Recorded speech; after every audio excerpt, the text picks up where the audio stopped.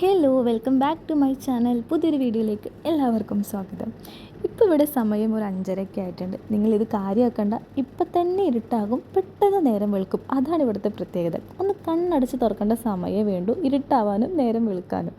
എൻ്റെ വൈകുന്നേരത്തെ പ്രാർത്ഥനയും കാര്യങ്ങളൊക്കെ കഴിഞ്ഞിട്ട് ഞാൻ ഡിന്നർ കുക്ക് ചെയ്യാമെന്ന് വിചാരിച്ചു. ഇപ്പോഴേ തുടങ്ങിയാൽ ഒരു 8 മണിയാകുമ്പോഴേക്കെങ്കിലും തീരുള്ളൂ.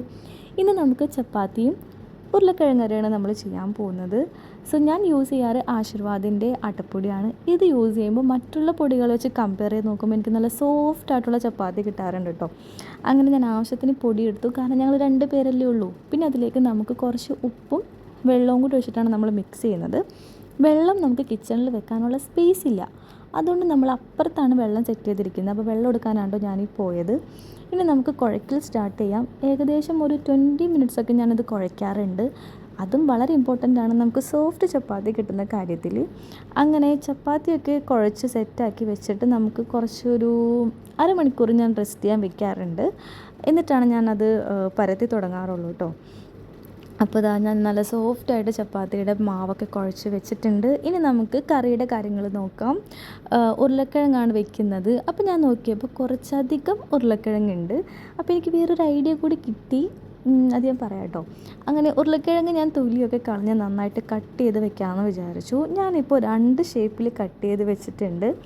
ഒന്ന് സ്ക്വയർ ഷേപ്പാണ്, അത് കറിക്കാണ്. പിന്നെ കുറച്ച് ഫ്രഞ്ച് ഫ്രൈസ് ഉണ്ടാക്കാൻ പെട്ടെന്നൊരാഗ്രഹം വന്നു, അപ്പോൾ ഞാൻ ആ ഒരു ഷേപ്പിലും കട്ട് ചെയ്ത് വെച്ചിട്ടുണ്ട്. സ്ക്വയർ ആയിട്ടുള്ളത് ഞാൻ നന്നായിട്ട് വാഷ് ചെയ്ത് ഒരു കുക്കറിലേക്ക് ഇട്ട് കൊടുത്തു കേട്ടോ.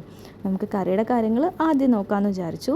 പിന്നെ അതിലേക്ക് പച്ചമുളക്, ഉപ്പ്, കുറച്ച് മഞ്ഞൾപ്പൊടി, ആവശ്യത്തിന് വെള്ളവും കൂടി വെച്ചിട്ട് നമുക്ക് സ്റ്റവിൽ വയ്ക്കാം. അങ്ങനെ കറി അവിടെ ഇരുന്ന് ഒരു 4 വിസിലാവട്ടെ. ഇനി നമുക്ക് ചപ്പാത്തി സെറ്റ് ചെയ്യാം. എൻ്റെ കയ്യിൽ ഈ സ്റ്റീലിൻ്റെ സംഭവമാണ് കേട്ടോ ഉള്ളത് ചപ്പാത്തി പരത്തുന്നത്. പക്ഷെ നന്നായിട്ട് വരുന്നുണ്ട്. ഈ ഒരു വീഡിയോയിൽ എൻ്റെ ഒരു കുറച്ച് പോർഷൻ കട്ടാണ്, ഞാനത് ഇപ്പോഴാണ് കേട്ടോ ശ്രദ്ധിച്ചത്. നിങ്ങളതൊന്ന് ഇഗ്നോർ ചെയ്തേക്കണേ. അങ്ങനെ ചപ്പാത്തിയും കാര്യങ്ങളൊക്കെ കുഴക്കുവാണ്. എനിക്കിപ്പോഴും നല്ല റൗണ്ടായിട്ട് പെർഫെക്റ്റായിട്ട് പരത്താനൊന്നും അറിയില്ല കേട്ടോ. ഞാൻ ഇതേപോലെ 2 സൈഡും അങ്ങോട്ടും ഇങ്ങോട്ടും പരത്തിയിട്ട് വേറൊരു പ്ലേറ്റ് വെച്ചിട്ട് ഷേപ്പിലെടുക്കുകയാണ് ചെയ്യാറ്. അങ്ങനെ ചപ്പാത്തി ഇവിടെ ഏകദേശം റെഡി ആയിട്ടുണ്ട്. എനിക്കാണെങ്കിൽ ചപ്പാത്തി പെട്ടെന്നിട്ട് 2 സൈഡും നന്നായിട്ടൊന്ന് പൊങ്ങി വരുമ്പോഴത്തേനും പാൻ മാറ്റിയിട്ട് ചപ്പാത്തി സ്റ്റൗവിൽ ഡയറക്റ്റ് ഇട്ട് ഫുൾക്കാക്കി എടുക്കുന്നതാണ് കേട്ടോ എനിക്കിഷ്ടം. എനിക്ക് മാത്രമല്ല നികിക്കും അത് തന്നെയാണ് ഇഷ്ടം. അപ്പോൾ ഇത്തിരി ഇരട്ടിപ്പണിയാണ്, എന്നാലും ഞങ്ങൾക്ക് 2 പേർക്ക് ഇഷ്ടമുള്ളതുകൊണ്ട് ഞാൻ ഫുൾക്കാണ് ഉണ്ടാക്കുന്നത്. അപ്പോഴത്തേനും നമ്മളുടെ ഉരുളക്കിഴങ്ങ് ഇവിടെ റെഡിയായി വന്നിട്ടുണ്ട്. ഒരു 4 വിസിലാണ് ഞാൻ വെച്ചിട്ടുണ്ടായിരുന്നത്. അപ്പോൾ ഏകദേശം നമുക്ക് സ്പൂൺ വെച്ച് ഉടച്ചിട്ട് ഒന്നും കൂടി അടുപ്പിലേക്ക് വെക്കാം. വേറൊരു പാനിൽ നമ്മൾ എണ്ണ ഒഴിക്കാം, കടുകിടാം, കുറച്ച് സവാളയും കറിവേപ്പിലയും കൂടി താളിച്ചിട്ട് അത് ഇതിലേക്ക് ഇട്ട് കൊടുക്കാം കേട്ടോ. എന്നിട്ട് എല്ലാം കൂടി നന്നായിട്ട് മിക്സ് ചെയ്യണം. ഈ സമയത്ത് നമുക്ക് ഉപ്പും ഒന്ന് ടെസ്റ്റ് ചെയ്യാവുന്നതാണ്. എന്നിട്ട് അതെല്ലാം കൂടി നന്നായിട്ട് മിക്സ് ചെയ്തൊന്ന് ഒരു കുഴമ്പ് പോലെ ഇത്തിരി വെള്ളമൊക്കെ വറ്റി വന്നാലാണ് കറി റെഡിയാവുക. ഫ്രഞ്ച് ഫ്രൈസിൻ്റെ സംഭവത്തിലേക്ക് ഞാൻ ആവശ്യത്തിന് തണുത്ത വെള്ളം ഒഴിച്ചിട്ട് നന്നായിട്ട് കഴുകിയിട്ടുണ്ട്. എന്നിട്ട് ഞാൻ വേറെ കുറച്ച് വെള്ളം ഉപ്പിട്ട് തിളപ്പിക്കാൻ വെച്ചിട്ടുണ്ട് കേട്ടോ. അതിലേക്ക് ഇതിട്ട് കൊടുത്തു. ഇനി ഒരു 5 മിനിറ്റ്സ് ഇതിലേക്ക് കിടന്നൊന്ന് തിളച്ചിട്ട് നമുക്ക് വേറൊരു പാത്രത്തിലേക്ക് മാറ്റാം. എന്നിട്ട് അതിൽ വെള്ളമൊക്കെ നമുക്കൊരു ടിഷ്യൂ പേപ്പർ വെച്ച് അബ്സോർബ് ചെയ്തെടുക്കാം കേട്ടോ. ഇനി വേറെ പരിപാടിയൊന്നുമില്ല. വേറൊരു പാൻ വയ്ക്കാം, എണ്ണ ഒഴിക്കാം, ഇതിട്ടൊന്ന് ഫ്രൈ ആക്കി എടുക്കാം. ഞാനിതിന് മുമ്പും ചെയ്തിട്ടുള്ള സംഭവം തന്നെയാണ്.